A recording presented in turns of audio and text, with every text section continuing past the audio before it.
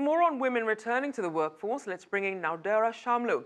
Nadereh is an independent international economic advisor and a former senior advisor for the World Bank. She's worked on gender and development issues for decades. Welcome to the show. Thank you. So help us understand the variety of reasons as to why women leave the workforce. Well, first of all, the women who work have also a second job at home, and women spend a much greater proportion of their time on housework. So between the housework and the work at work, they're very much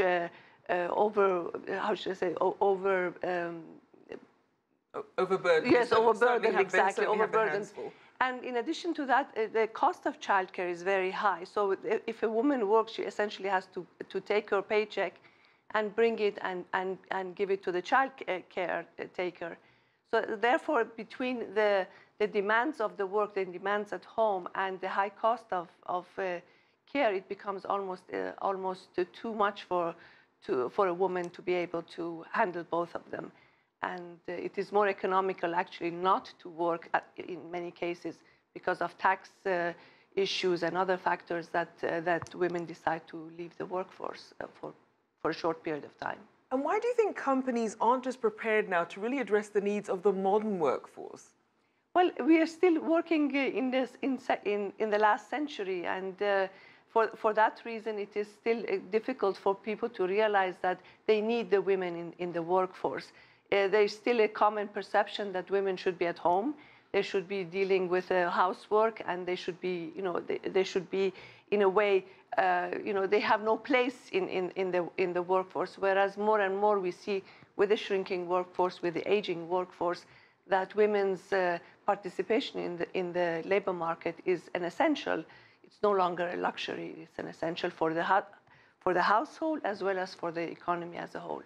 So tell us about some of the programs and even the specific companies that are really helping women transition back to the workforce. Well, your program was very interesting and very comprehensive in that many companies, many countries, in fact, mostly also in Western Europe, in continental Europe, they have been actually on this for quite some time to see what they can do in order to bring that talent back into the workforce. Of course, the traditional ways of doing it is to offer flex time, to offer teleworking, working from home, offering many other or sort of part-time work. These facilities are very useful, but I think they still fail to address women's career option. Women who work part-time or who work from home, they will never be getting the same kind of promotional opportunities as women have who, for one reason or other, can afford to stay in the workforce. So how do men fare versus women when it comes to economically regaining their footing in the workforce once they have taken an absence? Yeah, well, that's a very good question, because increasingly more and more men decide to also stay home and take care of the family, particularly if their spouse is a higher earner than they do. For some reason, men still have an easier way getting in, particularly maybe because they're a better negotiator, or maybe because the society still values a little bit more the work of men. And perhaps when a man does a job, let's say the housework, they think more highly of that man than if the woman does the same work. So, and of course, men have the most important issue is that men have larger networks. So when they spread around the word that we are looking for a job, they're more likely to hit someone who has perhaps access to some recruiter who is looking for a worker. So for women who have taken an absence, what can they do to leverage the experience? Obviously, you're doing a lot of things if you're staying home, raising a family. How can they leverage that into marketable skills that employers are looking for? Yeah. Well, I think that housewives or mothers have fantastic marketable skills.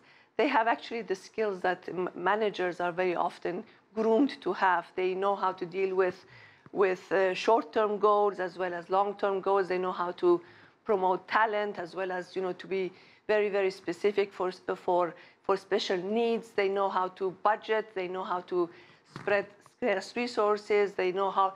So they have a lot of these innate skills. And I think increasingly it is also, one has to recognize that as we are moving more and more into service economies, one needs, employers need those soft skills, those emotional intelligence skills that women, particularly women of middle age, 40 and so on, and of course women who have to deal with a lot of patience and with a lot of and that these women have those skills. Right. Now the question is, how is one able to market them? And that's perhaps something that these programs that you mentioned are able to do in a better way.